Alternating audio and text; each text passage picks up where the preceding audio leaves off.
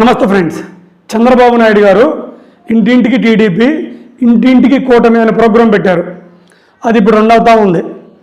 అయితే ఈ కూటమి ప్రభుత్వం వాళ్ళు కానీ, లేకపోతే వైసీపీ, లేకపోతే జనసేన వాళ్ళు కానీ, లేకపోతే టీడీపీ వాళ్ళు కానీ గ్రామాల్లోకి వెళ్ళిపోయి టీడీపీ ప్రభుత్వం ఎలా ఉంది అని అడుగుతున్నారు. జనం అయితే ముఖానే తిడుతున్నారు. అసలుకి ఇదో ప్రభుత్వం అయినా మీరు ఇస్తా అన్న పథకాలు ఇవి మమ్మల్ని మోసం చేశారు అని గందరగోళం తిడుతున్నారు.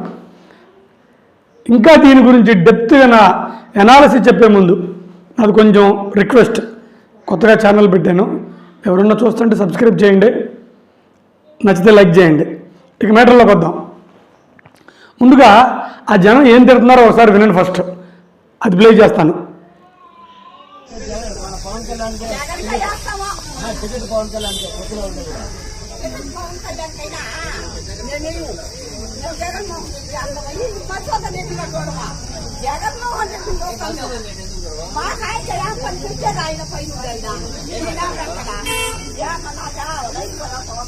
ఓకే, చూశారు కదా.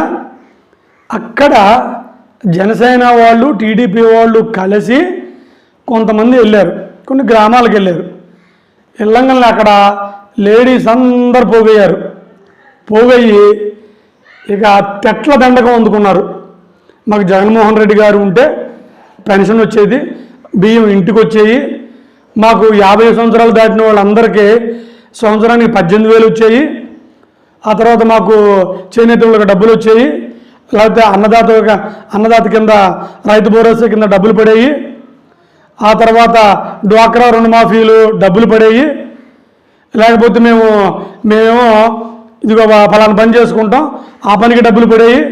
ఇలా మాకు ప్రతి పనికి డబ్బులు దగ్గర సంవత్సరానికి వచ్చి 1,00,000 పైన వస్తే అలా 5 సంవత్సరాలకి 5,75,000 అచ్చంగా మా ఇంట్లోకి వచ్చాయి. అటన్నిటిని మీరు ఎగరగొట్టేశారు, అన్ని మోసం చేశారు. ఇంకా సిగ్గు లేకుండా మీరు ఇల్లు తిరుగుతున్నారు, ఏం చేశారని, ఏం ఊడబీకారయ్యా అని లేడీస్ అందరూ తగులుకొని బండ బూతులు తిట్టారు. మామూలుగా తిట్టలేదు. ఎస్, ఇది కరెక్ట్. చంద్రబాబు నాయుడు గారు తొందరపడ్డారు, జనం ఎగబడ్డారు. ఇది నిజం. చంద్రబాబు నాయుడు గారు ఇస్తాన్న హామీలు అందులో సగం కూడా నెరవేర్చలేదు. అవి నెరవేర్చకుండా తొందరపడిపోయి వీళ్ళని పంపించడం మాత్రం రాంగ్ స్టెప్. కనీసం ఇంకొక సంవత్సరం ఉందనంగా ఇవన్నీ ఒక 80% ఫిల్ చేసి, లేకపోతే ఎంతో ఫిల్ చేసి పంపించినట్టయితే ఒక రకంగానే ఉండేది. ఇప్పుడు ఒక సంవత్సరం నుంచి ఏ పథకాలు లేవు, మొన్నటి నుంచే తల్లికి వందనం ఇచ్చారు. ఇక ఏం చేశారు? రైతు భరోసా కూడా పడలేదు, గ్యాస్ డబ్బులు పట్టలేదు, ఇంకా చాలా ఏం పట్టలేదు.